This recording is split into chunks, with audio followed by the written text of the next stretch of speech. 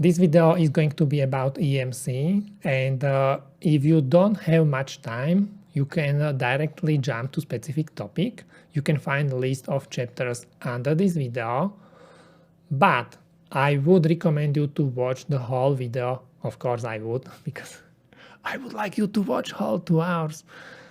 That's not the reason why I would recommend you to watch all 2 hours. But the reason is because I believe it's really, really interesting. I found it super interesting when I was creating this video, and I learned a lot. I had opportunity to ask questions what I have had for many years, and finally I've got the answers. So I really hope you will enjoy this video, and even if you don't watch whole video, I still believe you can find at least some of the chapters very interesting. I'm not an expert for EMC, so I had a call with Keith. I recorded the call, and that's what you will see in this video. We are going to start our call with talking about simulators. So enjoy this video, and here it is.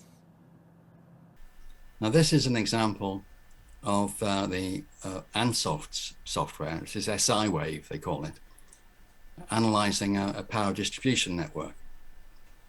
And it's taken the CAD drawings from the PCB CAD station and brought them in to its own software. As you can see the layout of the board there. This is actually a power plane layer, and this is a small area of power plane which has got 2.5 volts on it, I think it is, for driving a couple of DRAMs.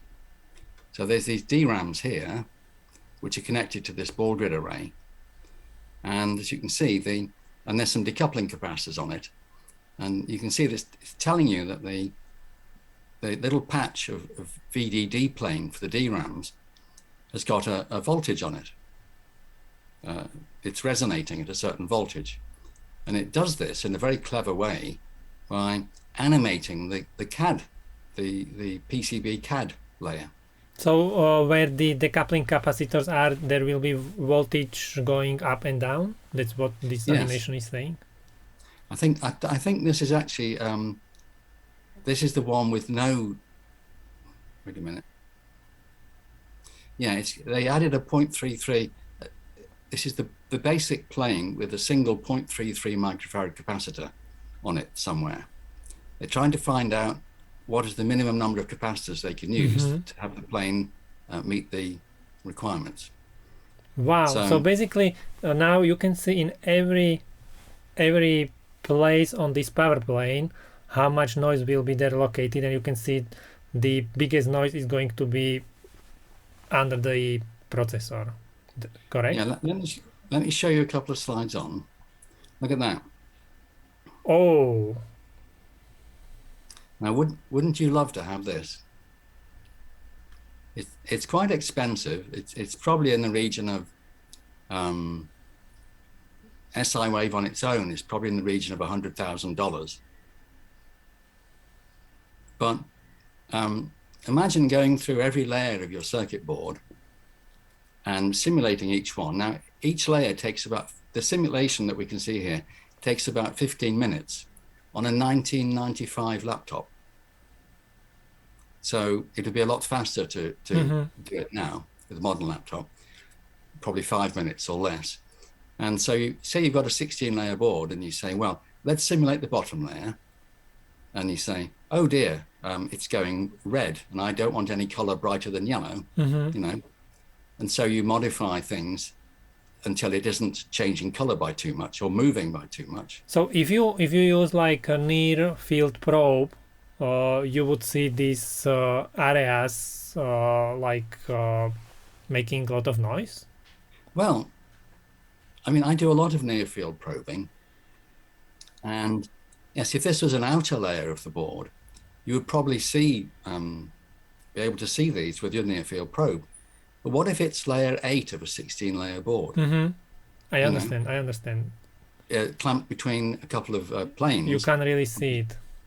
No, it's happening inside the structure. Now you might see it leaking out at the edges, but what we do is we put perimeter guard traces around the edges to stop the edge leakage from printed circuit boards. So you might not see it even coming out the edges. And if you did, how would you know where it's coming from originally? See? So the thing is, the equations behind this are like enormous numbers of equations running at a ridiculously high speed. That there's no way that you could figure it out with the equations from a textbook, for instance. You know, you just could never do it, not even for one layer, not even if you had 10 years to do it in. You could never get this. But the simulator uses the power of the computer, of course, to do this. And we don't have to know what's going on. We can say, we know what's going on in essence, but we need to know what's going on in order to fix it. So if we fix each layer as we go through, and we go through each of 16 layers and fix the flappiness, as I call it, the flappy color changes, then you've got a very good board for signal integrity and power integrity in EMC. Okay, just I would like to be sure I understand this animation. So is this animation showing like the 3D fields around these areas, or is going to be like amplitude of specific frequency, or what exactly is it showing? All the kind of frequencies, or this is only for one frequency, or? Well, it's sweeping through a range of frequencies. Okay. And it looks like it's about 750 Oh, megahertz. I see. In the table there are all the frequencies. What it's going on? Yeah. Okay. Sorry. Yes. It's this peak here. This is the SIWAVE has told you what the impedance is of this plane, and you can see it's resonating. And so this is the resonant frequency, and this is the animation at that frequency. Oh, okay. I understand now. I understand. So this And that's basically the amplitude in space on the board showing the amplitude for this specific frequency, 0.7 gigahertz.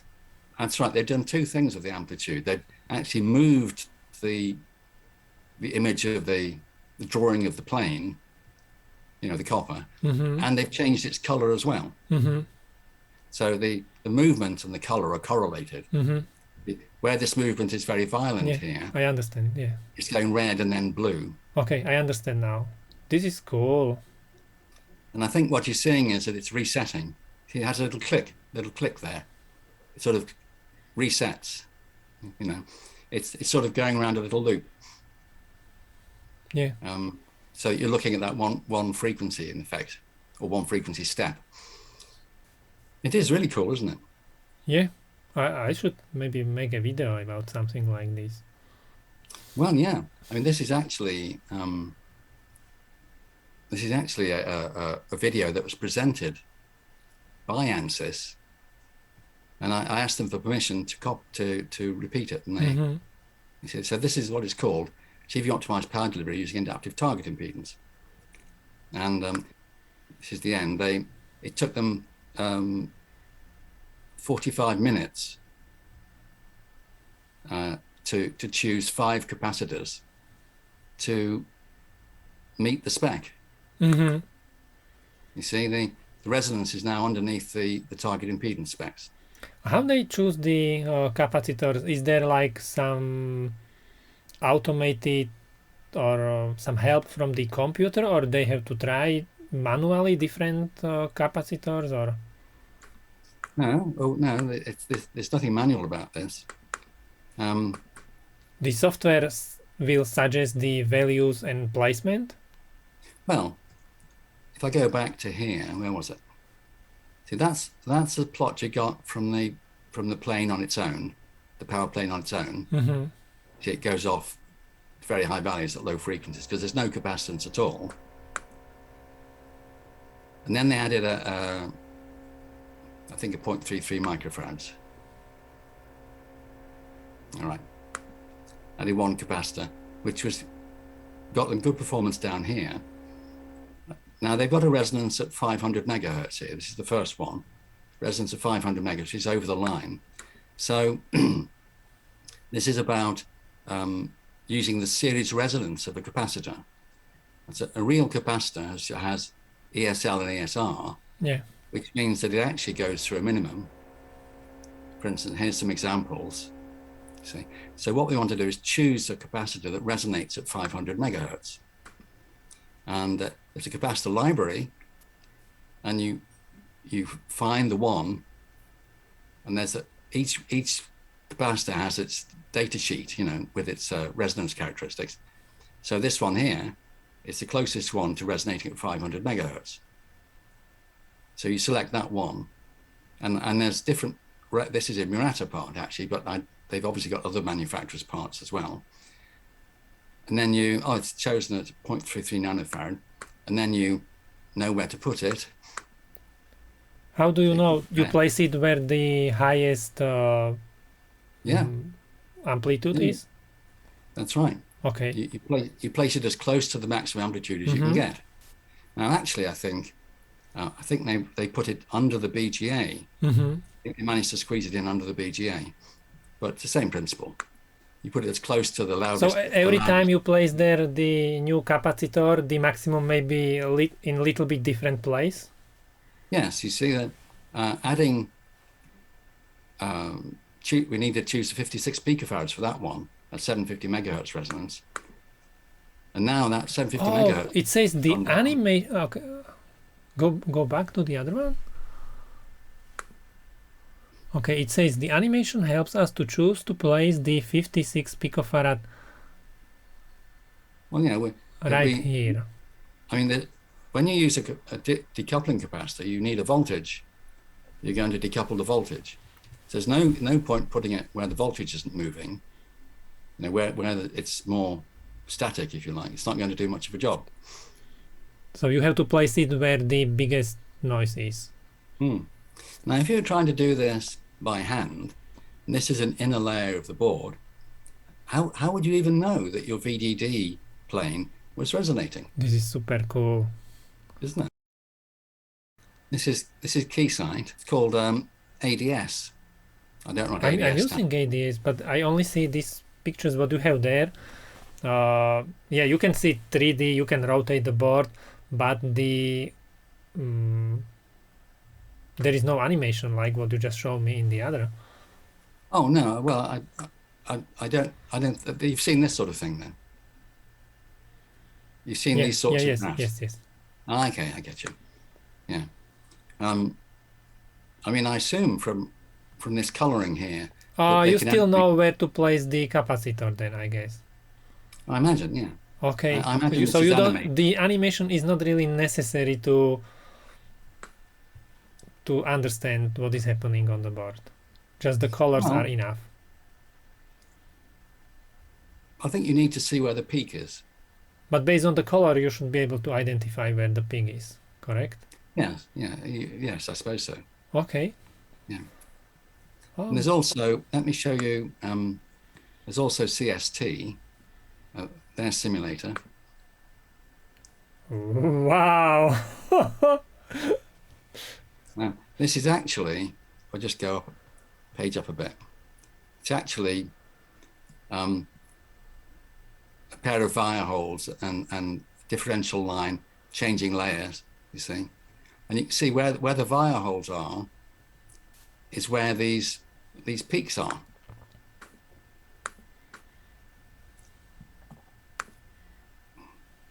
You get me? Mm-hmm. It's where the impedance discontinuities are. You're getting these peaks in the field. And it's also telling you, of course, that this is where your signal distortion is occurring. Wow. I would like to play with this one. Here's another one.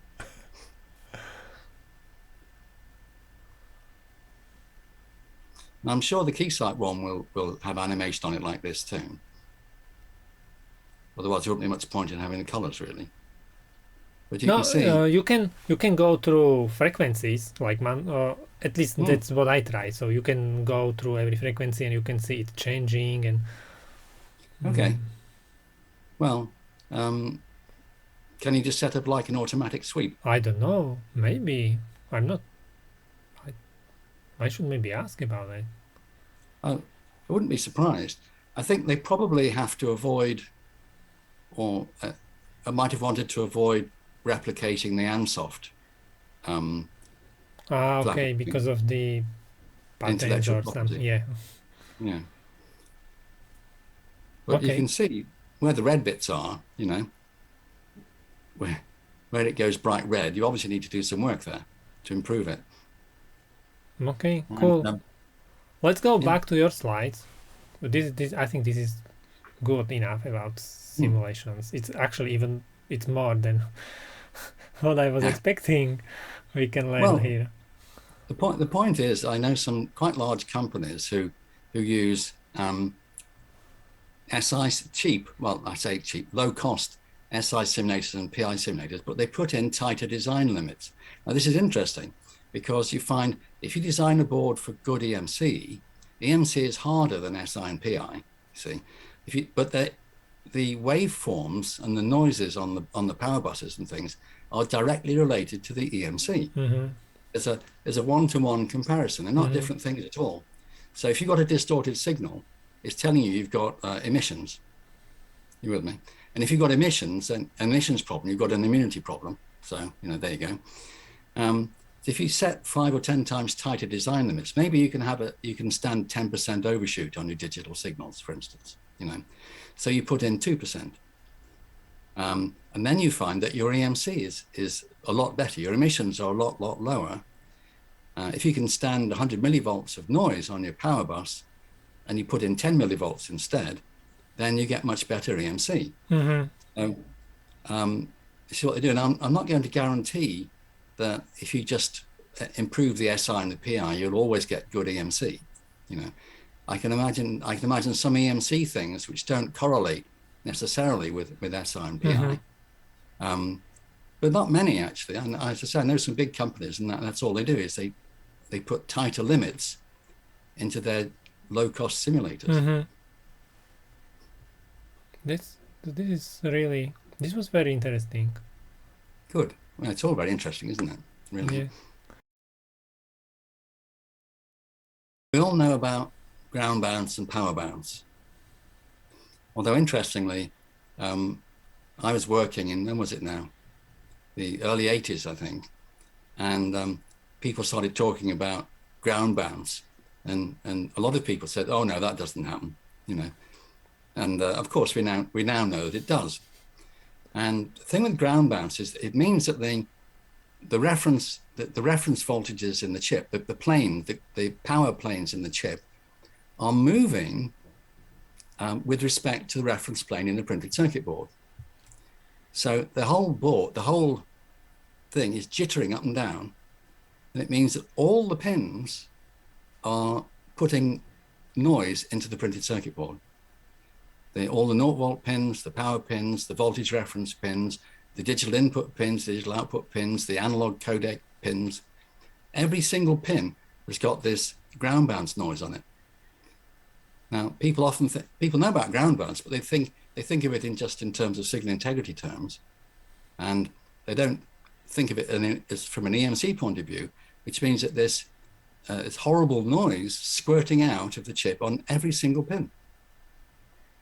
So every single trace on the board needs to be suspect, basically. So I think I talked with Eric Bogatin on this topic once, and so if I understand right, basically what is happening, you may have, for example, like clear, nice ground on the PCB, but on the chip itself, there is kind of different ground, which can be a little bit noisy because everything on the chip is switching, and if it sends something out, then this signal, even if it's like really good comparing to the ground on the chip, but comparing to the ground on your PCB is going to float, and that's what the ground band is, correct? Yes, that's correct. Okay. It has to do with the inductance between the ground in the chip and the ground in the board. I don't like talking about grounds because people confuse them with safety grounds. And of course, they're nothing to do with safety grounds. So But you've got different, I prefer to call them references, different reference voltages, Yeah. usually 0 volts. And you might say, well, it's very small, just a solder ball, but you've got the bond wires inside the chip. You've got the lead frames and the bond wires inside the chip. Then you've got pads and via holes or via holes in the board. And it often adds up to 1 or 2 nanofarads, 1 or 2 nanohenries of that sort of order. You might think that's not very much, but the speed of the signals, the edge speed of the signals is measured in picoseconds. So picoseconds and nanohenries, and you get quite large voltages being developed across those inductances between the plane in the board and what passes for a plane in the chip. So you've got all these horrible noises between the chip and the board. The whole chip is ground bounce, means the whole chip is going up and down. And this can generate like higher EMC in the area where the chip is located, correct? Yeah. You can easily get tens of millivolts of ground bounce, can't you? Maybe hundreds of millivolts if you're unlucky. And all you need to fail a Class B emissions test is about 2.5 microamps of common mode current. Imagine, 2.5 microamps. That's very little. But if you say, well, let's say I've got 2.5 millivolts and 2.5 microamps. Well, just a 1,000 ohm resistor. If I had 1,000 ohms of leakage, there's my 2.5 microamps, and that's just one trace. So what can we do to prevent these problems? Well, that's where all the EMC design guidance comes from, and like for instance, we can filter the IC. So it's like decoupling capacitors will help, or yeah. We wouldn't really call them decoupling capacitors. Well, we do need decoupling capacitors for the power distribution, because the noise of the chip spreads through the power distribution and can affect the other chips. When it comes to outputs, and what am I thinking of? Hang on. I've lost my thread. So we would need to filter also the signals coming out from this chip. Well, I'd filter the inputs too. Okay.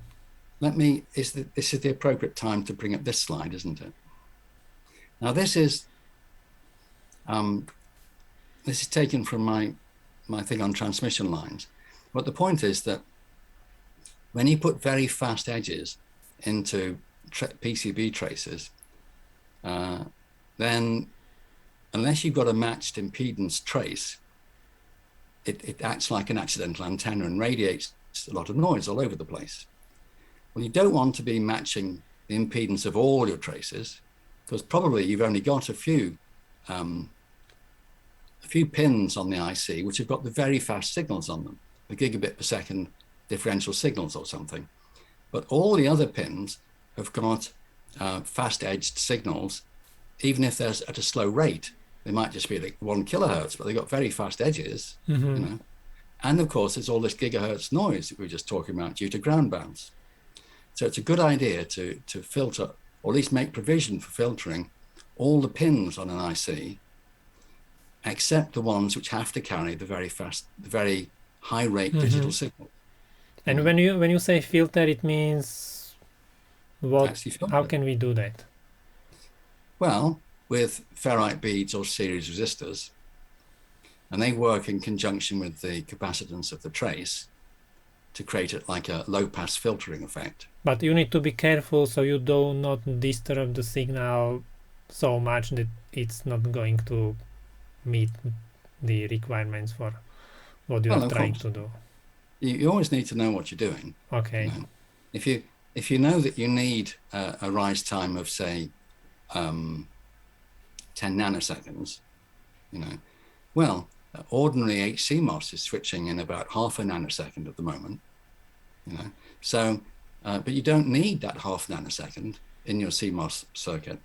So you can slow it down with ferrite beads, or you can have T filters, or with a resistor and a capacitor and a resistor, or an inductor, sorry, not a choke and a capacitor and a choke. You can get them as integrated filters from people like Murata and Rome, Born, like that.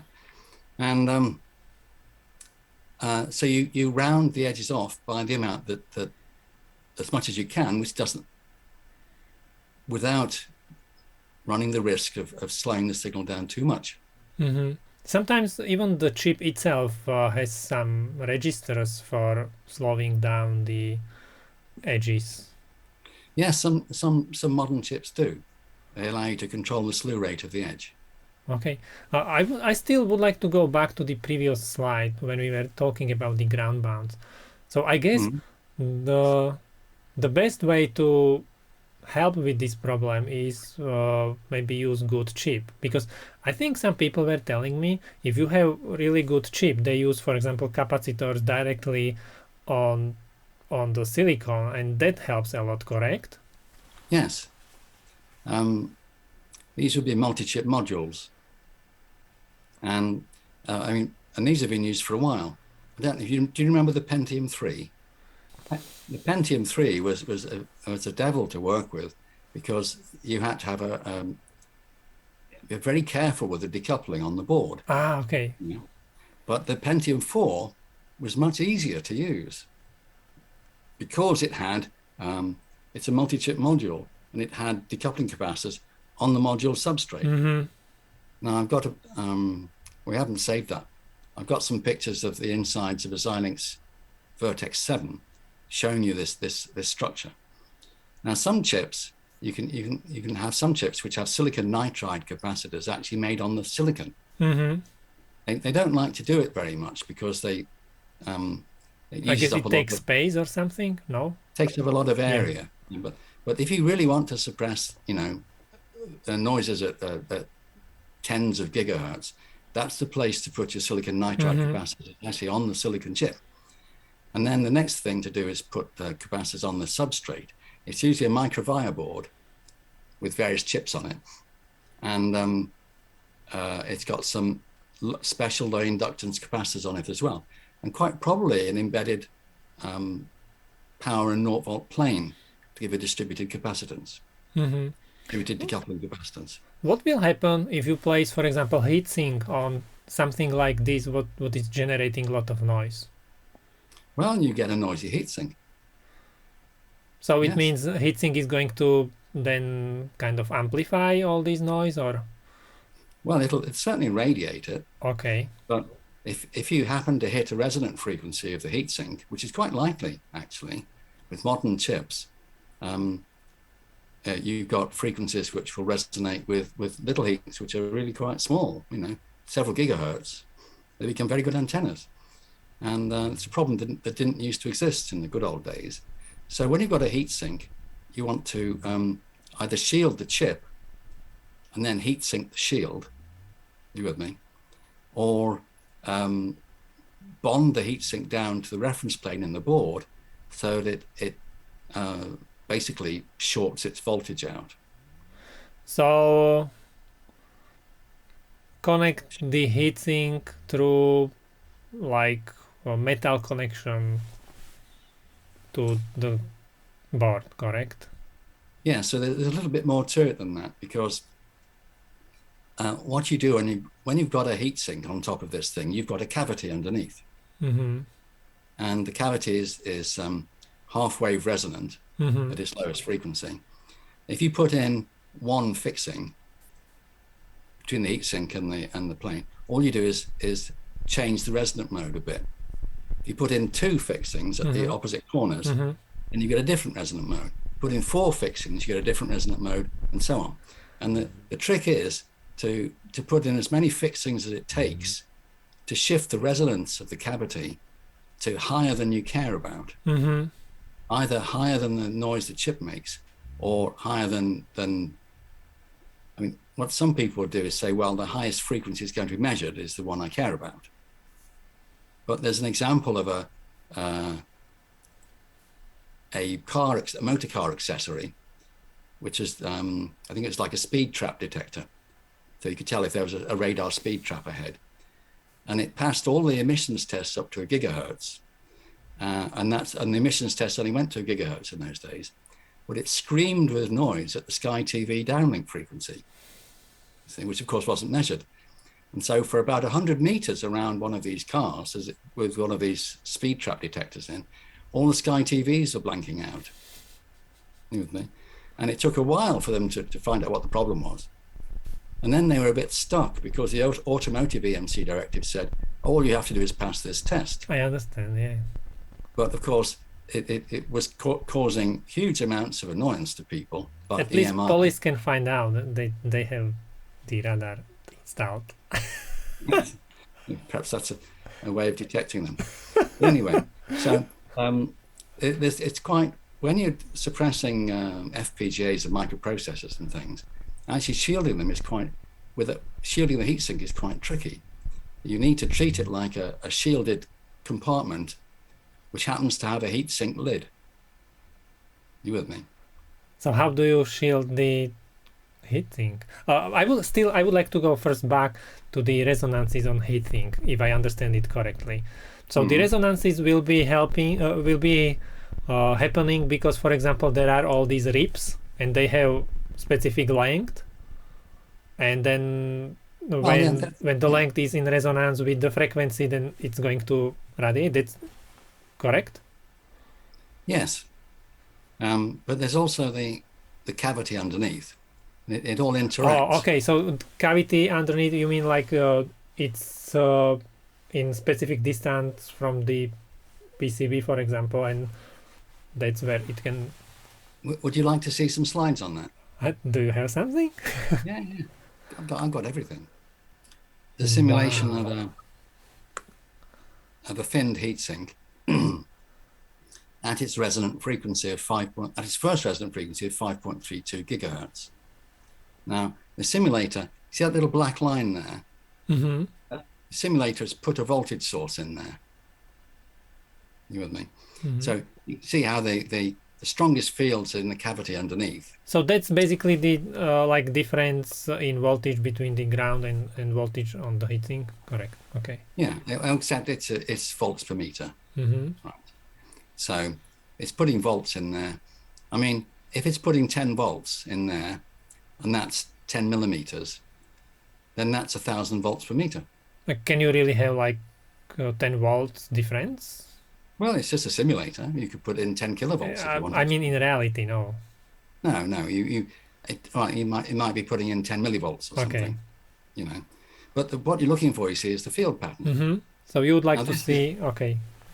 Yeah. This is a heatsink over an infinite plane. So it's a very simplistic kind of structure.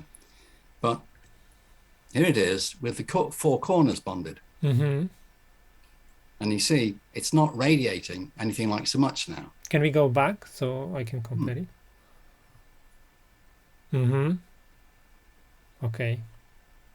Now, the simulators have various kinds of outputs.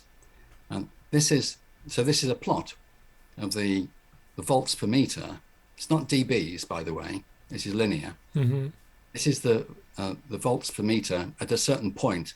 Somebody's stuck a test point in that simulation. And there's its volts per meter floating, and there's its 5.32 gigahertz. That was where we were looking just then. You see that? Mm-hmm. And there it is with the four bonds, one at each corner. You can see that the low frequency emissions have collapsed very rapidly, but now the resonance has shifted down to about 2 gigahertz. Mm-hmm. And there it is with 8 bonds, one at each corner and one in the middle of each side. Mm-hmm. Now it is with 16 bonds, all equispaced around the outside. Can you have 16 bonds on heatsink? Yeah, I mean, all you would do is get a little, like a picket fence row of spring fingers and mount them underneath. Mm-hmm. Solder it to the printed circuit board. But very often I see just heatsink only with like 2 bondings. And Well, of course, sometimes yeah. even they use like plastic stuff. Well, yeah, and they end up usually having to use highly shielded enclosures, Metal enclosure. which is much more expensive. You know, it's much better to deal with these things at source than it is to try and bottle them up in a box. Okay. You know, now, Super cool. isn't it? Better still, um, that's the 4 bonds, each basically a short circuit, and this is with resistive bonds. Oh. You see, we've dampened down the big resonance at the expense of a little more low frequency noise. Mm-hmm. And and this is, the guy did these simulations for me while he was eating his evening meal with his family. Yeah, he'd already got that one. And I said, what do you get if you bond the corners down? So he sent me this.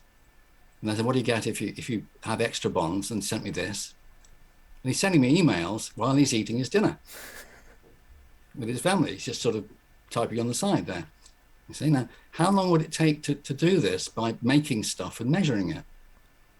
I mean, at least you could measure this quite easily with near field probes, whereas you couldn't measure, a layer in the middle of a printed circuit board. And then I asked him, what if you use resistive bonds? And so he did this, And then I thought, well, his wife must be getting really cross with him now, so I'll stop asking him further questions. But what I wanted to ask him was, what if I use a ferrite instead of a resistor? Uh-huh. And use a ferrite, which has its peak resistance in this frequency range here.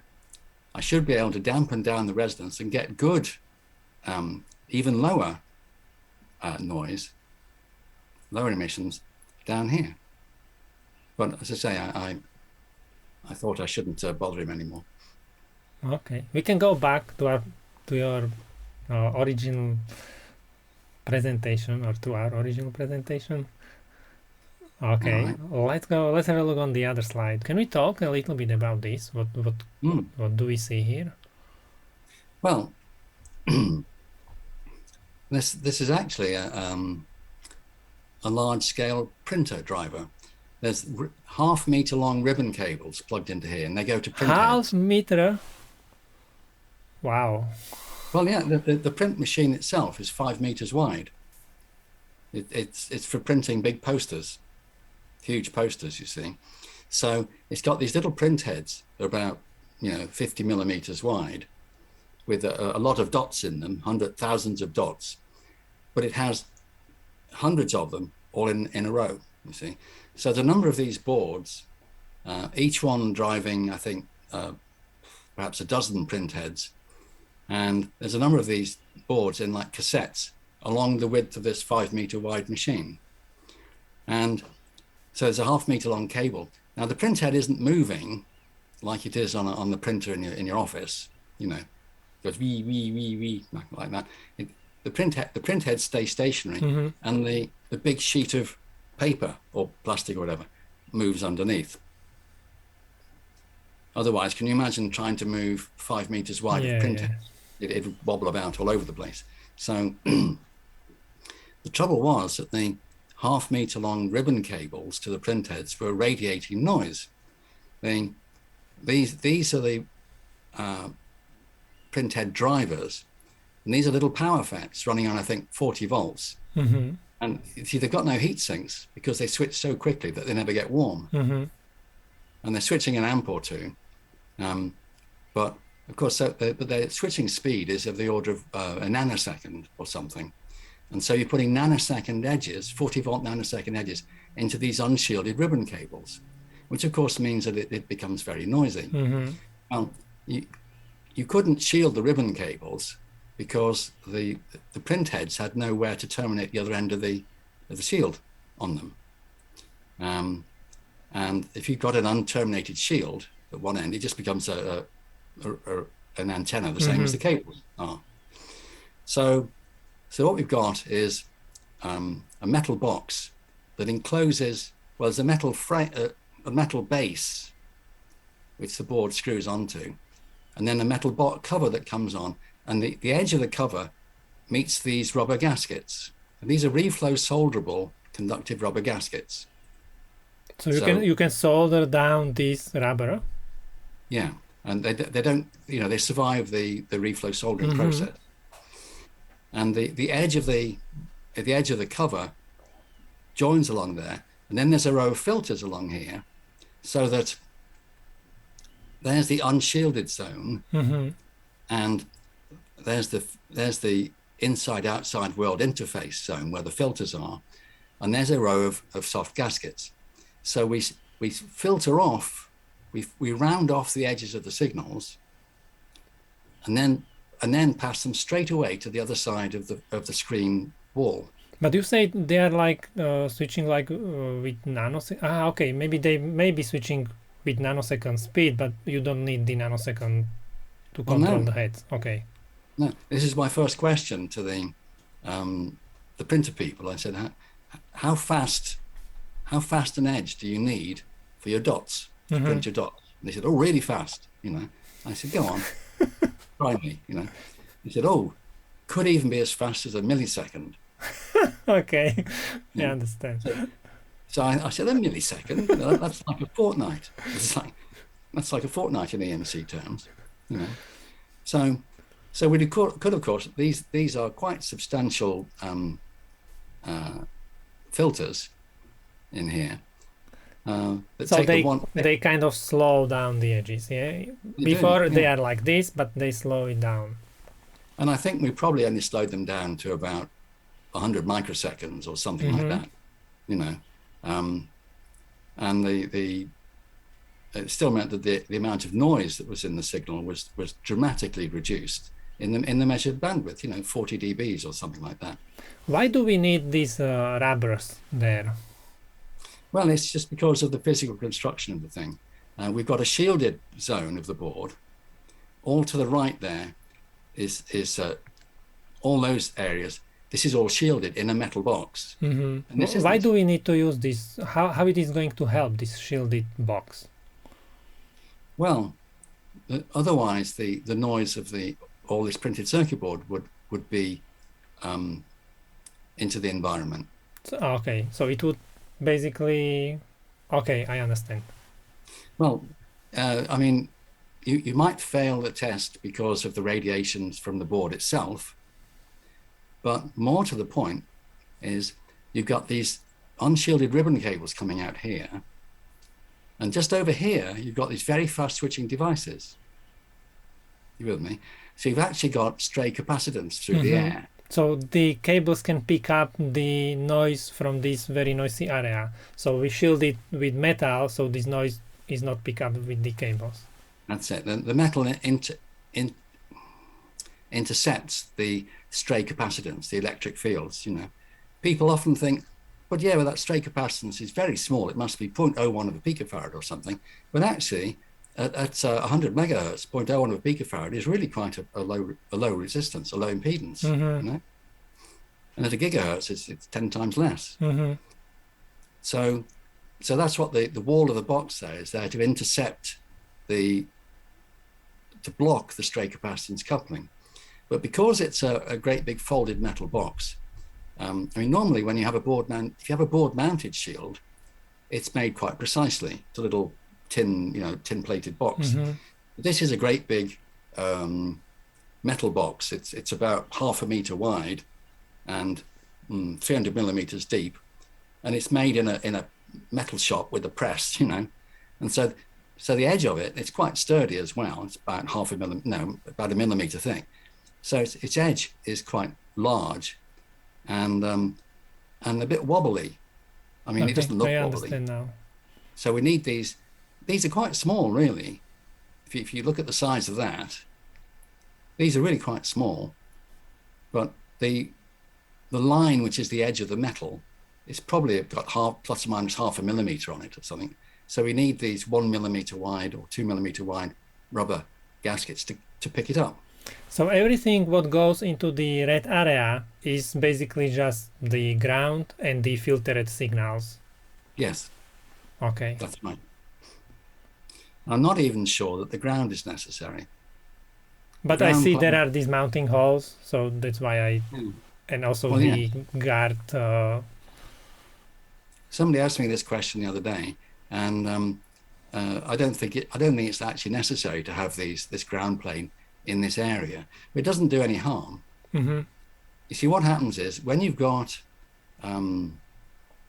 there's gaskets along here. On the underneath are spring fingers that press against the metal of the base, and in between them all is via holes, linking them all together. So you've actually got a shield wall that's going through the board vertically. Now, when you filter, these filters are filtering with respect to the shield wall, because the shield wall connects to the 0-volt plane, which is what's going across here. So what happens is all the noisy currents in here actually flow in the shield wall and then come back again. Mm-hmm. So noisy currents in the ground plane stay on this side of the shield wall. Mm-hmm. And any noisy currents on this side stay on that side. Now, this is one of the things where your SPICE simulator lets you down, because your SPICE simulator will tell you, oh, there's copper here and it's connected to copper there, so the current must go through. Mm-hmm. But it doesn't. The SPICE simulator and the IBIS simulator don't understand skin effect. And skin effect is what keeps these noisy currents inside and these noisy currents outside. Skin effect, it means it will not penetrate the copper, it will just stay on the side of the shield where it was picked up. Yes, and in addition to that, of course, the currents in the ground plane, in the 0-volt plane, are all return currents. And return currents want to flow in the loop of least impedance. Mm-hmm. This is actually Faraday's law of electromagnetic induction. I mean, Mr. Faraday knew about it in 1785 or something, And the currents always flow in the path of least impedance. So they want, say you've got a current over here from this filter, you've stripped some RF off the signal and dumped it into the ground. It wants to go back to the chip where it came from.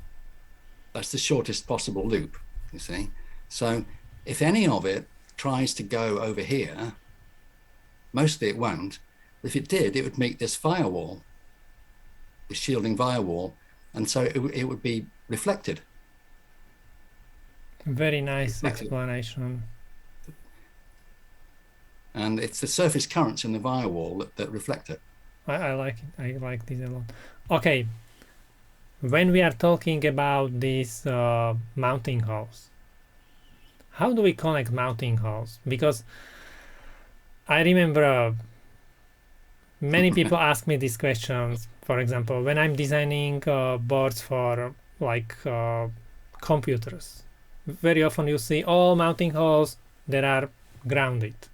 And then I remember times when I was designing stacked boards on top of each other, and people were asking, okay, how to ground these? Shall all the mounting holes be connected to ground, or only one of them, or none of them?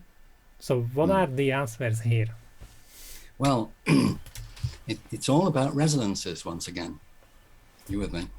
And people get all sorts of weird and wonderful behavior because their product is emitting noise at certain frequencies. So they'll mess around and they'll get some structure which doesn't happen to resonate at those frequencies. Then they'll do another similar product which has got different frequencies in it, and they'll find that their original structure is now no good and they've got to mess around again. You see, the trick is to make sure that your radio frequency bonding is closer than 1/10 of the wavelength at the highest frequency that you care about. So, for example, if you have board and you have the metal housing, then the board should be extremely close to the bottom of the housing. That's what you mean? Well, it is better the closer they are. Certainly, they should be closer than 1/10 of the wavelength themselves at the highest frequency of concern. But the spacing between the bonding points should also be closer than 1/10 of the wavelength. And it gets very interesting. I mean, obviously, if you're trying to, because you've got lots of cavities formed within the board structures, especially when you start putting mounting pillars in. Can we find the picture so people know what we are talking about? Here's an example of stacked boards. There's a part of a metal chassis. We've got the lid off, of course. Then there's a bottom board and cavities between the metal chassis and the bottom board. Then there's a second board, and then there's a heatsink. And there's cavities underneath all those things. When you say cavities, what does it mean? How I just mean a volumetric space. Imagine cavities. Sorry? It's just a volumetric space. Okay. The volume. You know, I mean, we call them cavities. And you think of a cavity like in a piece of stone. You think of it like a depression in the stone or something. You know, but these are just spaces. We could call them spaces rather than cavities. Okay.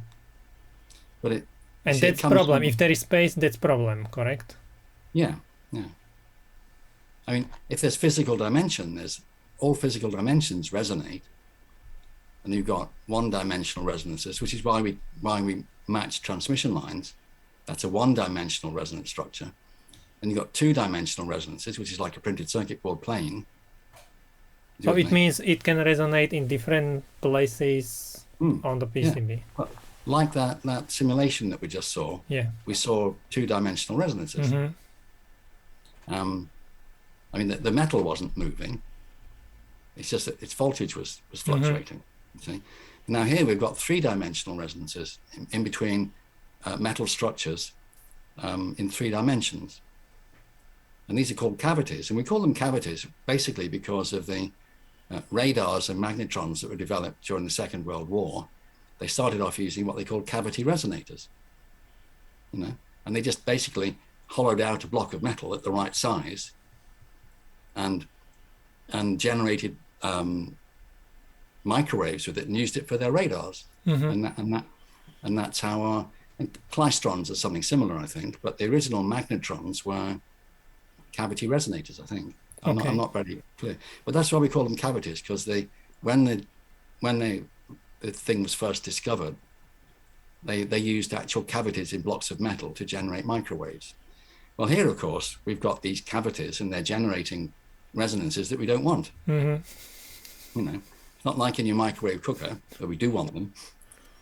But whenever you've got a cavity like this, you know, or a space between metal structures, you've got a resonance. And the trick is to make the resonances higher than you care about. Now, so the simple thing to do is to put in good brass studs like this and make sure they're close enough together. And I don't think they are close enough together on this structure here, but that wasn't the problem. But anyway, the idea is to put them closer together than 1/10 of the wavelength at the highest frequency that you want to control. Now, if you're fed up with putting in screw fixings, you can put in spring fingers instead. There may well be some spring fingers under here. And at higher frequencies, you end up running out of board space. You know, you've got no room for your components because you've got lots of just bonds, you see. So what you can do then is dampen down the cavity. So you can't stop it resonating, but you can at least reduce its Q, its quality factor, so that you don't get a huge gain. How do you lower the Q? There are several ways of doing that. One is you can, instead of using metal to metal bonds like these here, you can use resistive bonds. Okay. So you can have this metal pillar here connecting to a little resistor that connects. Oh, yeah, I think we have a picture of this. Yes, we do. And the other approach is to put in actually a sheet of RF absorber, radio frequency absorber. You buy them as sheet materials, and they're loaded with carbon and ferrite particles, usually some kind of elastomer. And usually they're self-adhesive on one side. So you can put a sheet of absorber, say, underneath this heatsink, and it'll just dampen down the resonances. Oh, I didn't know something like that exists. Well, there's lots of work going on with absorbers now. Now that people are working with 5G and 6G and all the rest of it, and very, very, very high frequencies, you know, higher than 6 gigahertz, you can do a lot of absorbing with quite a thin sheet of plastic with embedded ferrites and embedded bits of metal, you know, copper or bits of carbon inside. There's all sorts of things you can do to absorb the RF in quite thin sheets of metal. If you want an absorber that works at 300 megahertz, it's usually going to be about 2 or 3 millimeters thick and quite expensive. But at 30 gigahertz, it can be just like a piece of sellotape. And it's going to then heat up, or what is when it absorbs it does heat up, I suppose. Okay, but it's not they're not hot. Yeah. But we're only talking about a few microwatts. Yeah, okay. You know. Okay, I mean, so you kind of answered my question. So when you are putting boards on top of each other, maybe you don't want to always use the kind of 0 ohm direct connection between these boards, correct? Not usually for high frequencies, no.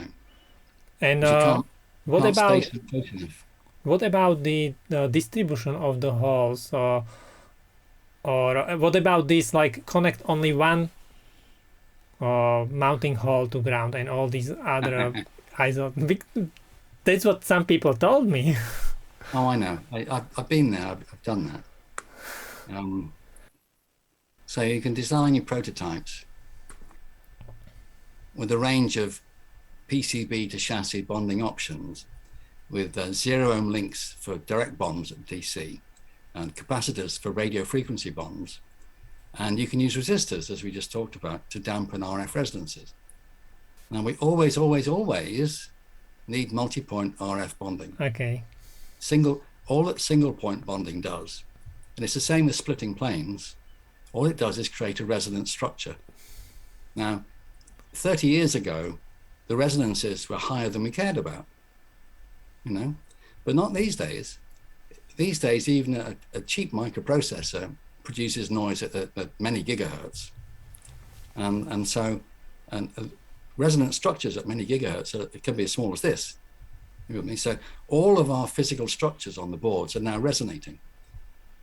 This is the thing. This is why old guidelines are bad, because they don't keep up to date with the frequencies that are being emitted, whether we want them or not, from the chips that we use. That's what I'm kind of finding out almost every single interview I have is like confirming what was working like 10 years ago. It's not what is important today. No. And you would say there is not much changing in these electronics and designing boards, but it is really changing. Oh yeah. Oh, I mean, there's even if you make the same old, like if you've got some product that's in serial manufacture and you don't change it, you do change it because you're putting in the chips that you bought this year. And the chips you bought this year are different from the chips you bought 2 years ago. You can't buy the chips that you bought 2 years ago. They don't make them anymore. And then in 2 years' time, they make new chips and they sell them to you with the same part numbers on them. And they don't tell you, I mean, you can find out, of course, it's not like it's a secret, but you have to ask. They don't tell you that you're getting different silicon. Mm-hmm. So even if you don't change the design, the design is always changing. But of course you are changing the design. I mean, who makes the same old? You know, you always have to get more functionality, more functions, better quality functionality. It always has to be lower cost. It always has to be lighter, less power hungry, right? And you have less time to do it in. And you want to use, one of the ways you do these things is, of course, you use the advanced systems on a chip. You don't use glue logic anymore. You use microprocessors, you know? And you don't just use microprocessors, you use arrays of microprocessors. And and special purpose chips like FPGAs and maybe some ASICs and things like that. But we're using systems on a chip, which are very good actually for EMC. If you've got some memory on a chip, rather than being on the board, if there's memory actually on the chip, the data buses to and from the memory are much shorter, which means that they're not very effective as accidental antennas as the traces on the board.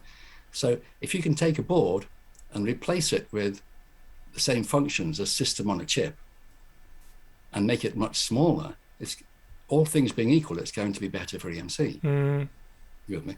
But of course, what makes system on a chip possible is very tiny silicon features. So you jump to those from your old-fashioned chips. You have a die shrink, which makes a system on a chip suddenly feasible and affordable. And so you always get the noisier chips all the time. Shall we go on the next slide so we can show how these mounting holes can be connected? Instead of having a direct screw fixing to the chassis or the shield, then we have a hole there for a screw fixing, but we don't connect it to the plane. That's the green thing on the board. I'm showing the anti-pad here as if it's bigger than the pad, but of course it's not.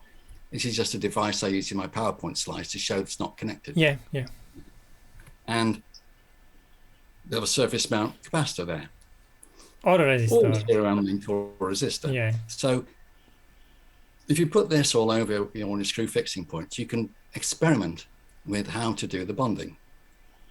So for instance, in automotive products, a lot of automotive manufacturers don't like you to connect your reference plane on your printed circuit board to the actual metal chassis of the vehicle. Because you might get, if there's a fault in the vehicle, you might get battery currents flowing through your printed circuit board, which would cause it to catch fire, or explode. So they don't want that to happen. And so So basically your ground or the ground for your board will come through the wires only? Yeah, through here. Through the wires. And that's connected to the reference plane in the board. And this is connected to the metal chassis that the board's mounted on. Now you don't have to use a screw fixing. We don't want to have, if you're doing Land Rover 10 RF bonding between your PCB and your chassis, you don't want to have a screw fixing every 100 millimeters, You can use these, they're nice low cost. And so you don't have to have a screw pillar, you can have these things. Anyway, but if you have pads like these, you can have a spring finger soldered onto here, or onto here, or you could have one of those rubber reflow solderable rubber gaskets onto here, and it presses against the chassis, presses against the metalwork, and this one makes a direct connection to the 0 volt plane, to the reference plane, and this one doesn't. We can put a component in here. And of course, you have to put, in the case of a screw thread, I should have said, if they've got a screw fixing there, you have to put this component far enough away that when somebody's screwing this in, it doesn't smash into the component. Yeah. You with it? Okay. And I can show you this here. Okay. This is the other side of that wide format printer driver. On the top side is the row of rubber gaskets. On the bottom side are these spring fingers. And none of the traces on this side go across the other side without going through a filter. This is very important. Because any trace, any conductor that passes through from one side to the other has to be filtered, or has to be connected to the wire wall. Has to be filtered before it goes out, or immediately after it goes out, or? Well, ideally you do it exactly in the line here. But it may not be. You just do it as close as you can. On either side? Yeah, it doesn't really matter. Okay. Whether these filters are on this side or on that side. Ideally, it goes in the wall, and that's my image of the how to do PCB shielding, which is one you chose, goes into that in some detail. Okay. Shall we then speak about this shielding, or because I made a note, I would like to talk also about this guard around the edge of the PCB. Well, what we're talking about is this. Well, this is an area of the board that we want to put a shield over. Mm-hmm. And we call them board level shields these days, BLS, but we used to call them tin cans, or shielding cans. Anyway, so we've got a reference plane, usually 0 volts or ground plane, called that, at least under the shielded area. And there's our 5-sided shielding can, board level shield, that completes the shield, and it's soldered to a perimeter guard trace. So we call this a perimeter guard trace. It goes all the way around and picks up the soldered legs of the can. You see that? Yes. And it goes all the way around. And in fact, when you're zoning your circuit board, you start off with your schematic and you net list it across to the PCB layout guy. And you should have these zones marked on your net list so that the PCB guy puts down a keep out trace all the way around and then drags all those zones components inside that keep out trace. You with me? And then routes them around inside the keep out trace. All the essential interconnections have to be filtered or run as strip lines inside the PCB, and here are some filters. Anyway, the point is that the shielding can solders to the perimeter guard trace, which is the point I was making is the perimeter guard trace is the remains of the keep out trace that the PCB designer puts in, first of all, to make sure that none of the traces go outside of the zoned area. And it is connected to the ground or 0 volt of whole PCB, correct? And these are wired, the perimeter trace is wired to the reference plane, the 0 volt plane inside. But of course, the velocity of propagation inside the board is roughly half what it is in free space. So the spacing between the solder joints on the outside in the air should be much less than λ/10 at the highest frequency of concern. For instance, much less than 10 millimeters if you want the shield to work at 3 gigahertz. But the via holes, instead of 10 millimeters for 3 gigahertz, it's 5 millimeters. The velocity is half, means the wavelength's half, you see. Oh, that's interesting. Yeah. I would never have thought about that. Well, yeah. And so in PCB, basically, because of different material, it's not 10 millimeters, but 5 millimeters. Yes, that's right. And you can get caught out by this, you see, because if say you had a gap here, which was a bit big, a bit large, and you had the same spacing inside the board, you might be not create a resonant slot in the air, but you might create a resonant slot in the board. Because it will be 10 millimeters between. It's effectively twice the size. It's what they call the electrical length. It's so many wavelengths. Anyway. Okay, so when we have this picture, okay, go ahead. Well, so all the unshielded interconnections are all filtered. Now we can bring interconnections out inside the board if we shield them as strip lines between 2 planes. But if we're bringing out unshielded interconnections, like here, or in this RJ45 type connector here, then these are ideally mounted half in and half out of the shielding can.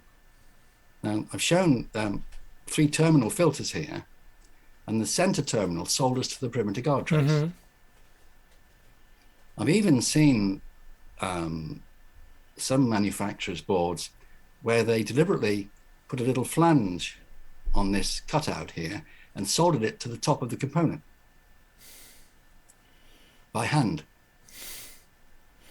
And of course that makes the filter work better. If you can get a 360-degree bond around the ground terminal of the filter, it makes it work better. Now, I don't know whether they did that because they had to or because they thought it would be a good idea. So you mentioned if these tracks are going inside of PCB, then you don't need to filter them. I think we should talk a little bit more about this, because you still would need to filter them if they go, for example, out of the board, correct? Oh, yes. Yeah. I mean, if you've got two shielded cans on a board like this, and you have some traces on an inner layer between two 0-volt planes, 0-volt planes connect to all these fire holes, and they do on the other one as well. So it's like the gap between the 0-volt planes is an extension of the shielded boxes. Yeah, that's correct. But then you need to go up to connect different chip, for example. Well, then at the point where you go through the shielding plane and connect to something which is not shielded, you need to go through a filter. Oh, okay. So that's important to say. Yeah. Well, whenever you leave the shielded environment, you need a filter. It's very important to understand. People think that filters work all on their own, but they don't. They require shielding. And people think the shielding works all on its own, but they don't either. They need filtering of everything that isn't shielded. And you get a synergy between the two. So how to choose the right filter? Do you have like some software or use same components, or how do you choose what kind of, filter you use for specific interface?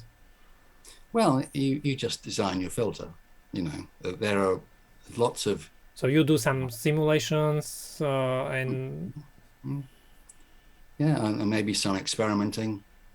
But I guess there are maybe some filters which may be specifically designed for specific interfaces. Sure. You can buy filter components. Okay. Like these 3-terminal capacitors. These might be 3-terminal capacitors. They might be 3-terminal pi filters, 3-terminal T filters. You with me? And they'll have an attenuation versus frequency curve associated with their data sheet. So you can say, is that attenuation versus frequency? Is it like what I'm trying to achieve with my shielding can? Because the two have to work together. It's no good if you want shielding here down to say 10 megahertz, and you choose a filter which is not doing anything at 10 megahertz, and you're just bypassing the filter. So basically the filter should be, I don't know, doing at least minus how much dB to be considered? You can't really say that. It's all application specific. Okay. What are the noises that you've got inside this tin can? Or it might be the other way around. What are the noises that you've got outside that you're trying to protect the inside from? Sorry, I understand. So you need in this case you need to know. Say you had a microphone amplifier in here. You would need to know what its sensitivity to the RF was. You with me? And then you need to know what the fields are. And obviously they're all frequency dependent. And then you compare the two, and that tells you what filtering and shielding you need.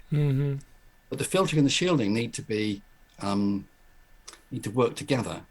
It's a synergy. So that's for another video, how to design proper filter. Yeah. Okay, I see this Ethernet connector, and there are these springs, and as I explained a little bit before when we were talking, when I was starting with hardware design, I never really thought too much about these springs. So how do we use them? What do we need to be careful about when we use these shielded connectors on our boards? How do we connect them, for example, with our metal enclosure? Well, it can be quite tricky. These inside springs here are for connecting to the shield of the connector, the cable end connector. And these spring fingers here I'm showing them as if they're pressing against the edge of the metal. And that's usually how it's done. Is it enough like these 4 places to, have good contact with the shield? It is a bit of a problem, actually. And for instance, you can see that the spacing between these solder joints is whatever it is. Let's say it's 5 or 6 millimeters. But this spacing is, at least the way I've drawn it, and I haven't necessarily drawn it to scale, these spacings could be much larger. Sometimes you only get two spring fingers on the top, for instance. And so you see sometimes people jam conductive gasket in around here. So it's a bit of manual assembly, which we don't like. You know, you could often get these connectors in various different shapes and sizes. Well, I mean, different kinds of mechanical fittings. Some of them, actually, I've seen some with big flanges on them with screw threads. I think USB is also something what you just press to the panel and it's touching everywhere. Well, there are cheap connectors which don't have very good EMC, and there are more expensive ones. And everybody makes the cheap ones. Not everybody makes the expensive ones. You can get, I mean, I've seen Ethernet connectors like this that are mounted on the walls of shielded rooms. You know, military spec shielded rooms. And so you can get an Ethernet cable in from the inside to the outside. And these connectors are probably about 50 euros each, with big metal flanges on them, you know, and which you compress a gasket against the wall of the shielded room. And they're quite hard to find. There's only a few people make them because, of course, not many people want them. Yeah. But as time goes on and the frequencies that we use get higher, it's becoming more of a problem. But let me show you what Dell did. Shall I show you my Dell picture now? Okay. Yeah, which is one of the ones you chose. Still, I would like to, one more question. Is it important how big the opening is? Can the opening be like 1 millimeter bigger than the connector, or 2 millimeters, or it has to be as small as possible? It really wants to be as small as possible. Okay. Okay. Yeah. We can go to. But it's the slot length. It's the distance between the contacts what is important. That's it. Okay. It's not.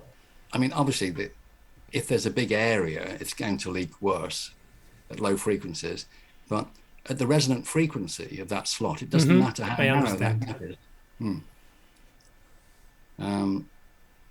Dell, you wanted to show me the Dell picture. All right. So we were talking about the spring fingers around the connectors, and you can see here there's an example of a data type connector with a couple of little spring fingers sticking there, and they aren't being used because what Dell has done is they've got for a start, they've got these metal shell connectors. They're not even shielded. Look, see, this is not shielded. Yeah, it's open at the back, but this one may well be shielded. But this is in a PC, a desktop PC, and in the rear of the connector panel, they've put a soft conductive gasket. And you can see it's being squashed. So it's very clever design, actually, because they push the motherboard down into the base plate and they slide it across. Yeah, I understand. Sliding it jams it in place and presses the metal fronts of these connectors against this conductive gasket. So instead of having just a few spring contacts, you get an area contact all the way around the front face, except they've obviously got it cut wrong a bit there. It goes all the way around the front face. But now, is not the back problem? Not shielded back? Well, that's not the point, really. This is the point here is about making the connections between the PCB's reference plane, the 0-volt plane, and the chassis. And the most important place for that connection, if you draw where all the return currents flow, you find that the most important place for this PCB to chassis connection is where there's some cables that enter or exit. Okay, I understand. So because the fields will be picked up immediately after you go inside of the board. If it's in back, the fields will not travel to the back of the connector, correct? That's the sort of thing, yes. I mean, it would help if I drew the surface currents and how they flow. I've got a sketch of that if you want it. But people make that's that. So here's an example of the gaskets. There's a gasket specifically for a PCB expansion card slot, you know. And here's the equivalent of what we've just been looking at for a laptop. These are die cut from metallized fabric over foam, so that they go all the way around all the connectors. See, with the D-type has the problem that you've only really got a guaranteed shield bond at the mounting screws. you've got a great big gap between the mounting screws. Same over here. So here we're shorting that gap out with this metallized fabric over foam that's cut to suit. You with me? And that's basically this stuff here, this metallized fabric over foam, is what's being used here, with cutouts for the connectors to go through into the cables to go through into the connectors. When do we need to be so like detailed oriented? Because if you take standard PC, they don't really care much about all this. So when do we need to take this special care? Well, I think you'll find that if you look at a standard PC, it's actually designed very cleverly. Okay. If it complies with Class B, which this Dell does, this is from 2002. You know, I like to take PCs apart because a lot of money, a lot of development work goes into achieving Class B while spending the least money. You know, and they're very clever what they do inside. And it might not be obvious what's going on, but this is what Dell were doing in 2002. Mm-hmm. Now, they wouldn't be doing this if it wasn't the cheapest way of doing it. Okay. And also, not only that, it wasn't necessarily the cheapest in terms of bill of materials, but it was cheapest in terms of assembly time. You with me? So does it mean if you are designing any kind of board which is working with higher frequencies, you always have to be super careful about the metal box where you place your board? Yes. Okay. And I mean, you don't have to be careful if you are not using very high frequencies, or? Well, the thing is, we're always using high frequencies. Okay. So you should be always careful with this. What I would do is get the chips that I want to use, or I'm thinking of using, and just get them operating and wave a close field probe over them, mm-hmm. actually on top of them, mm-hmm. and look at the noises they're making. Mm-hmm. You only need a cheap spectrum analyzer and a probe you've made yourself. I use unshielded loop probes, so they pick up the magnetic fields and the electric fields, because you don't care, do you? You know, you just want to know what noise they're making. Mm-hmm. What frequencies? And you want to know the frequencies, yeah. You don't care whether it's magnetic or electric. Mm-hmm. So I look at the noise from the chips, and you see some chips which are you would consider as equivalent, the same sort of function, the same sort of performance, same sort of price. Some of them are much noisier than others. So this helps you to choose the chip, the correct chip. Mm-hmm. Why choose a chip that's very noisy when you don't have to? I heard about this, that some chip manufacturers, they have worse chips than the other chip manufacturers. Yeah. And the data sheet doesn't tell you. Mm-hmm. That semiconductor manufacturers, some of them are starting to use the new IEC standards for measuring ICs and publishing the data. But not all of them are doing it. In fact, I think most of them still aren't doing it. So, but the simple thing to do is just get evaluation boards from them, just borrow an evaluation board from them. And measure it. And wave your processor, wave your close field probe over in a particular way, do it the same on each one, you know. Try put the spectrum analyzer on peak hold and move the probe around, and when you can't get any more change in the screen, that's the signature, if you like, for that processor. Now you need it to be doing something, of course. Yeah. Just flashing a light or something to show that it's working. But you're looking at its internal noises.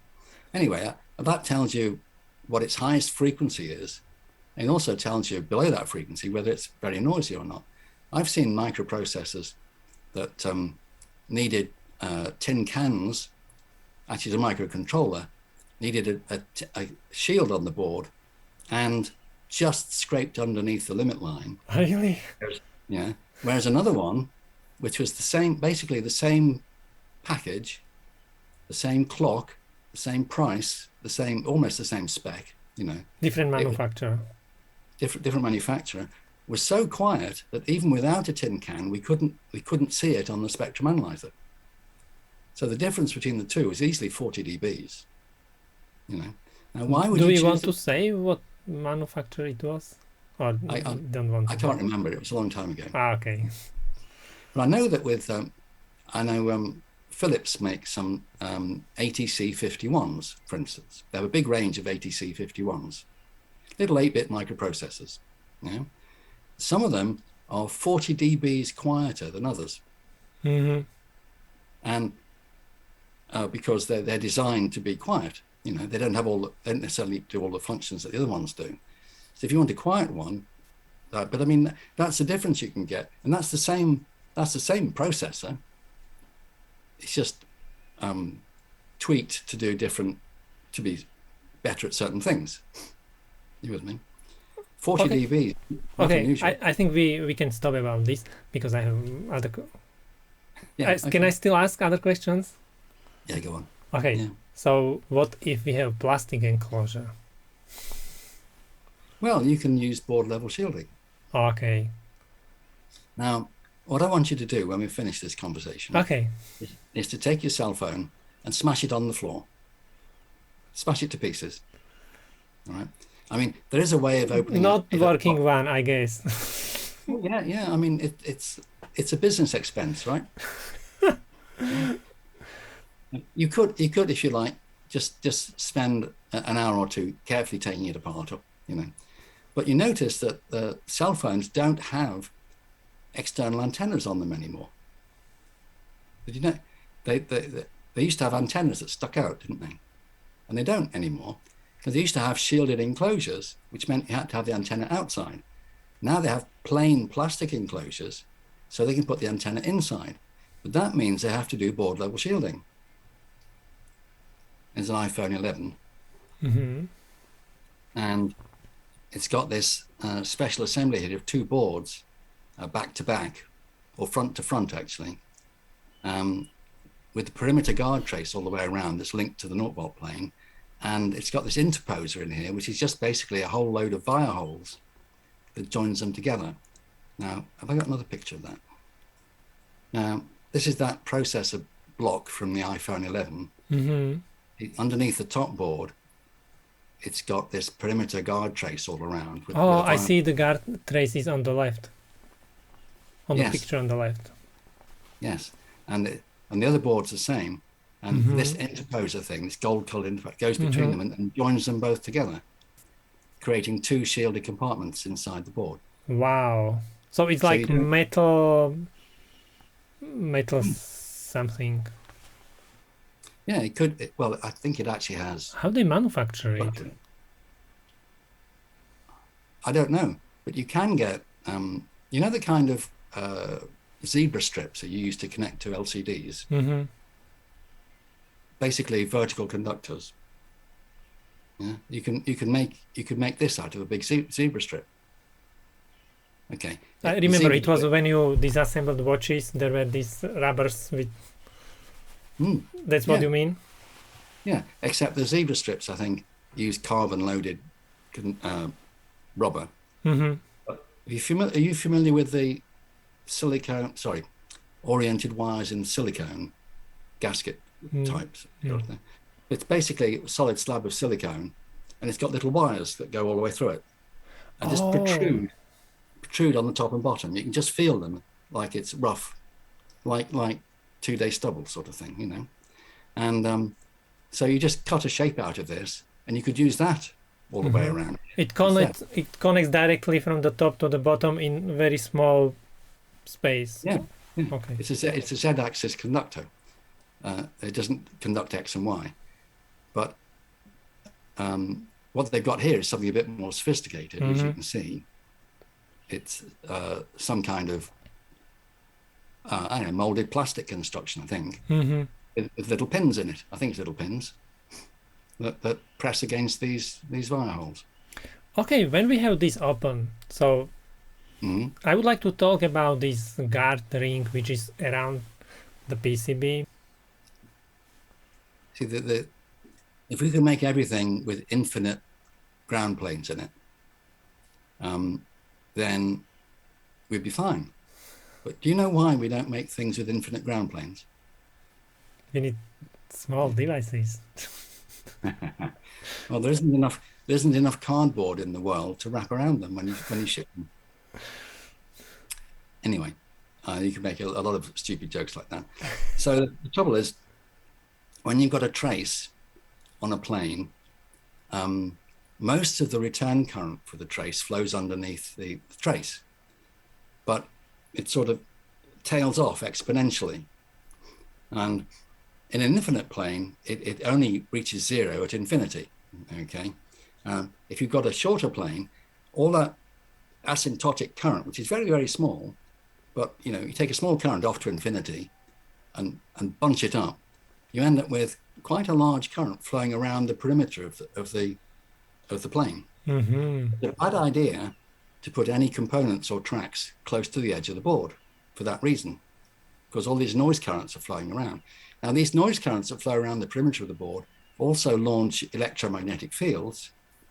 So when you've got a board with, you may have noticed this, when you've got a board with planes in it, if you wave a close field probe around, you often see that it's noisiest around the edges.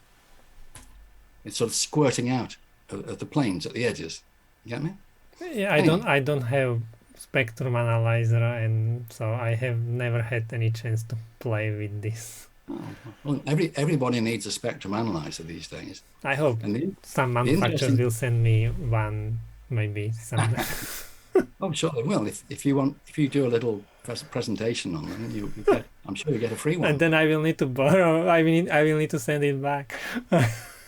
No, I doubt it very much. Well, anyway,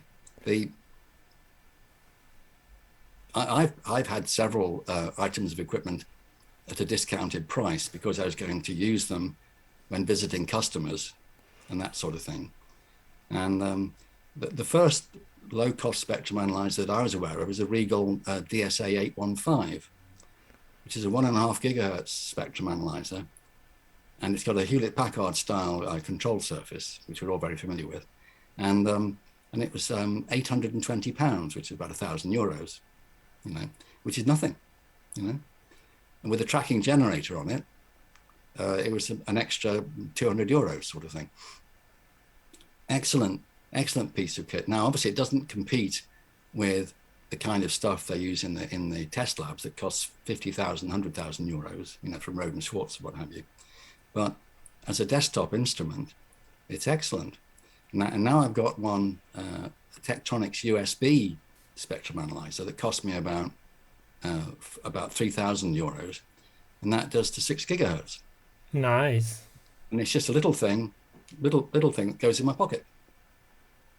But it runs on the USB of the PC, so it uses the PC for all its processing and display and control and all the rest of it.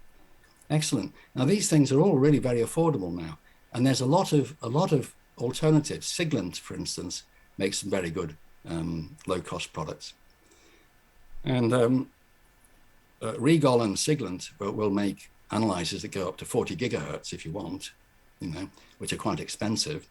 Still not as expensive as the test lab ones, but they're low frequency ones below about 3 gigahertz or so are really very good value for money. And just like you wouldn't dream of working without an oscilloscope, would you? No, it would not be possible. Or a logic analyzer, you couldn't do anything without a logic analyzer. And nowadays, because we have to meet standards that are based on frequency, we all have to have a spectrum analyzer. Yeah. Otherwise, you just can't design anything. Really, you're left guessing, aren't you? You get guessing until you go. I can't design anything super special, only standard stuff. Yes. Well, we get used to what works, But with a spectrum analyzer, of course, you can do little experiments. How do I? Well, you can, all these things we're talking about now, you can do little experiments to check on them. You don't have to build a board and wait till you go to a proper test lab to find out what the problems are. You can do experiments yourself. And anyway, so this is a very interesting graph here. It's actually from Bruce Archambault, who used to be IBM's EMC expert. He's retired now, and there's a reference on this. I can give you the reference on this if you want. And this vertical axis is the ratio of edge current over trace current. Horizontal axis is the ratio of trace distance and plane edge to height above the plane. So it's a worked example really shows how it works. Oh, wait. What ratio? So I understand correctly this graph? It's the distance from the plane edge over the height above the plane. Okay, so basically you take the height, the 0.1 millimeter. It's the distance from, well, if I go through this example, it'll make it clear. Okay. Yeah. Let's imagine we have 10 milliamps in a trace. It's 0.2 millimeters above the plane. Oh, okay. Plane, yeah. And 6 millimeters from one of the edges. Okay. So its ratio of distance from plane edge to height above the plane is 0.2 over 6. Mm-hmm. I've got that the wrong way around, actually, haven't I? 6 over 0.2, so it's 30. So the ratio is 30, which puts it here. Okay. 6 millimeters divided by 0.2. And so if I draw that line up there, I can see that if I have a microstrip, then the edge current in the plane is minus 40 dBs below the trace current. So I've got 100 microamps. Now, if the edge of the board, if the size of the board is such that it resonates, then 100 microamps at the resonant frequency is enough to cause 72 dB microvolts per meter measured in a test lab, in a test chamber at 10 meters distance, with the height scanning antenna and all the rest of it. So that's 35 dBs by the class B. That's one trace, But it means the current would have to be the frequency which is, for example, as long as the edge of the PCB. Yes. Let me just. Which one are we on?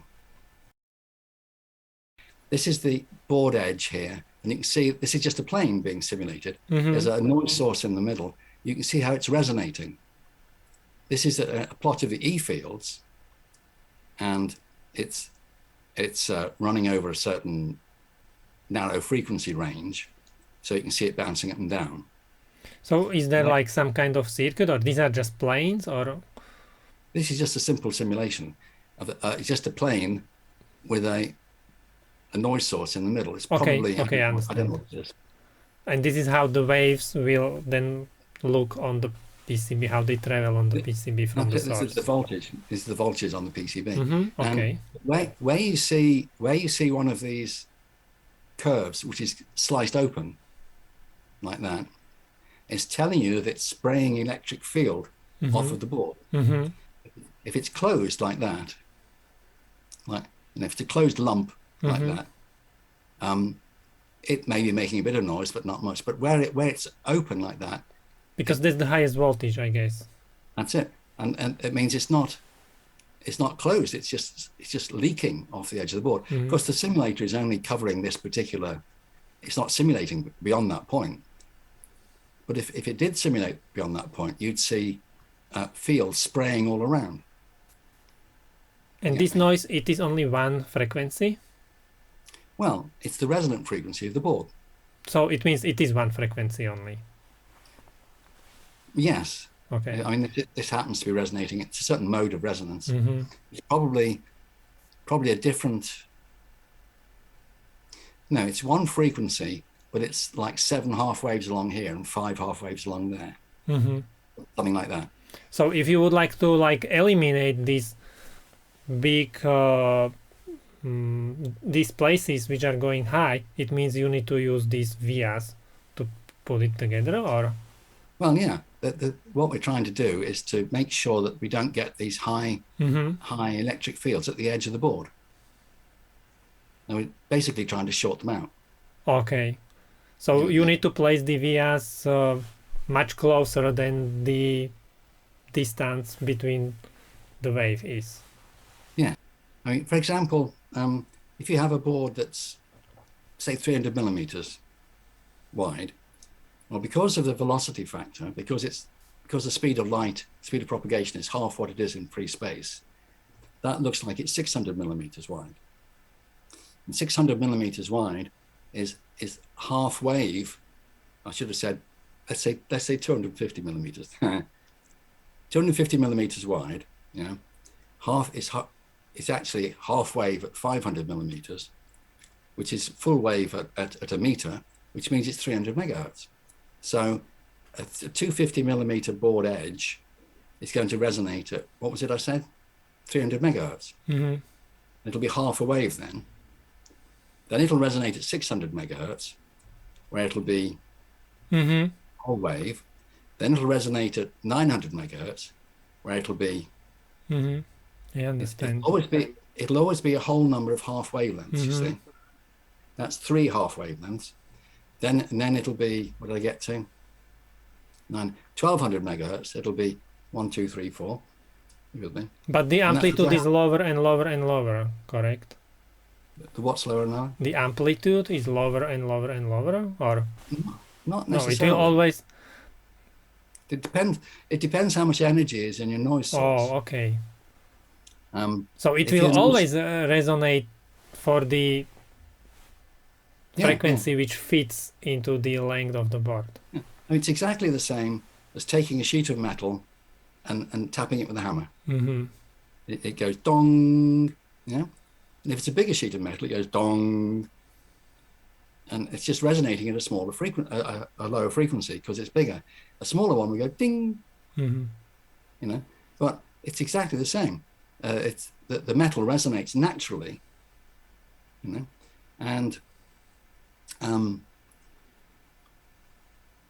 well, and in the case of a PCB, which has several resonant frequencies, your exciting waveform is probably something like a clock waveform, and it's got a lot of energy at lower clock frequencies, like the fundamental, and its energy tends to fall off at higher frequencies.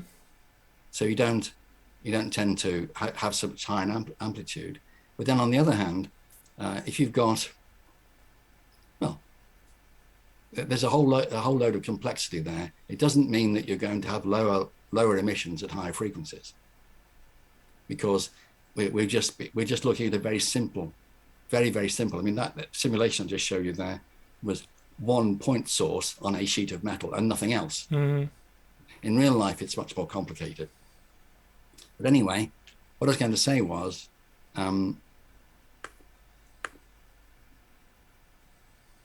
so when you have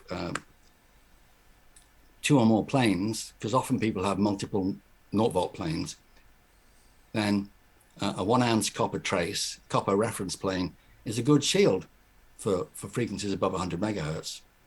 And you can reduce the 0-volt and ground power plane pairs edge-fired emissions with a wall of decoupling capacitors all the way around.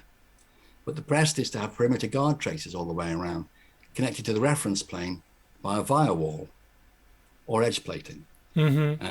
Wider guard traces gives the lower emissions, and top and bottom planes is the best. So if you imagine here, there's a perimeter wall with vias in it, and it's on the top and the bottom as well. And there's one with edge plating. And if you imagine these perimeter traces made wider and wider and wider till you've covered the entire top of the board and the entire bottom of the board, you've got a totally shielded printed circuit board. So the power planes and any traces inside can make as much noise as they like, and you've got all this resonance going on inside. It's not going to come out because it's totally shielded. Now, of course, you've got components on the top, so you're bound to have holes in the top shield where the noise can leak out. And the via wall is cheaper than edge plating, for example, or? No, I don't think so. In fact, the edge plating might even be cheaper because you don't have to drill the vias. So which one you should use? Well, edge plating is best. So why usually we only see these via walls everywhere? Well, people don't necessarily know to ask their PCB suppliers. See, not all PCB manufacturers can do edge plating, and they can't plate the insides of very large diameter holes either. But they can plate via holes. So if you go with via holes, then your company buyer has a bigger choice of PCB suppliers. If you insist on having edge plating, your company buyer has to choose manufacturers who can do that. I understand. it's actually done at the same time as plating the barrels of the fire holes. You see, so it isn't an extra process. It doesn't cost any more. And because you've got fewer vias to drill, arguably you might save a few fractions of a cent or something. Okay, so my last question. Where do you connect this via wall if you have there like these connectors like Ethernet or USB?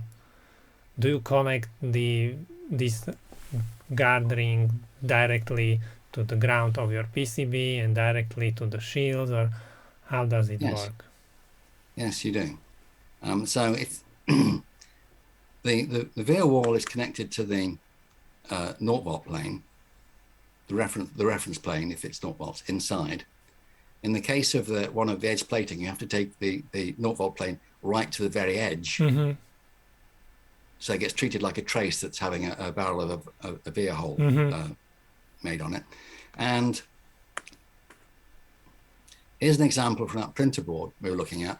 And you can see here that the perimeter via wall, and you can see that it's connected to the 0 volt plane that's inside anyway. Mm-hmm. It comes around here, and this is actually in a metal shielded box, if you remember. But here we've got shielded connectors penetrating the metal shielded box. So the via wall actually is soldered to the solder tags on the shielded Ethernet connectors, and it solders to the solder tags on the shielded fiber optic connector, and it's clamped by that clamp there to the shield of the D-type.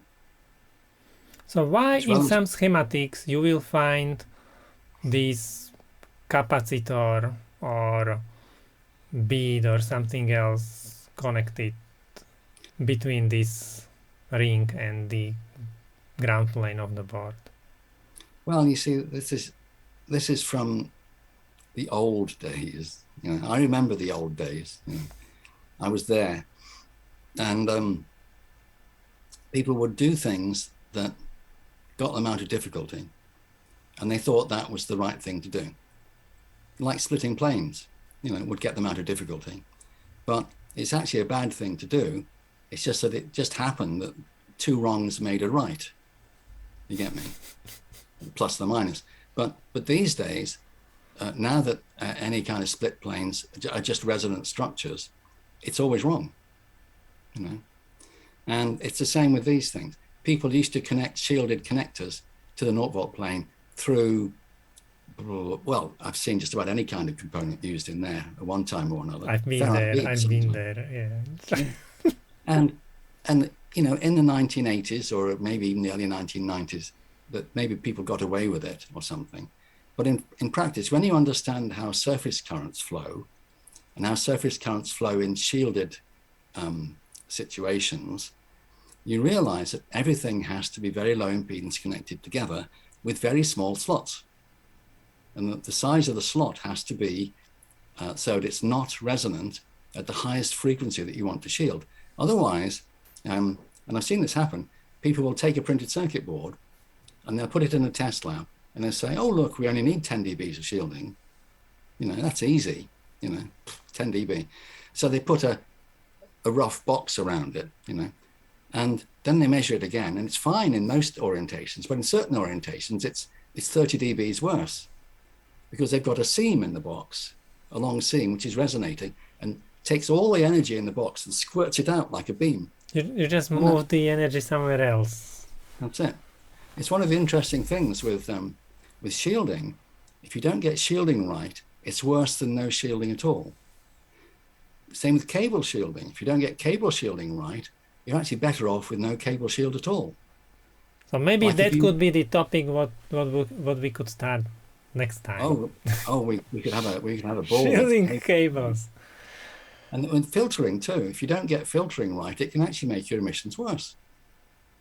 And so you've got to be quite careful. Conclusion: it's nothing wrong if you connect everything to the board ground directly.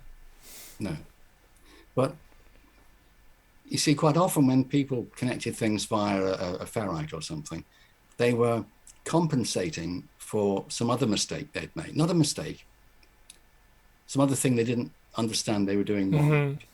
You know, and what I teach is a comprehensive set of things, which all fits together. That there are no gaps, if you like. Now, you can never say there are no gaps, and anybody who says they know everything about EMC is stupid, you know.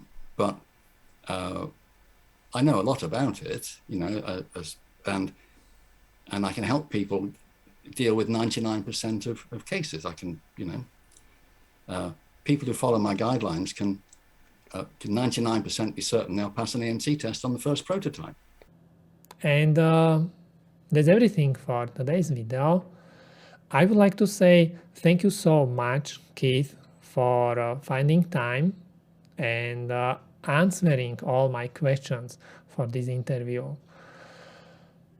If you would like to contact Keith, here is his LinkedIn page, or you can contact him through his company website. Do you have any questions what I should ask about the EMC? If yes, leave them in comments. If you like this video, don't forget press like button. If you would like to see my future videos, don't forget to subscribe. It helps a lot because then I can talk to all these experts and all the super busy people, okay? So it's very important to have views, to have likes, and to have high number of subscribers, because that's something what will open doors to create better and better videos.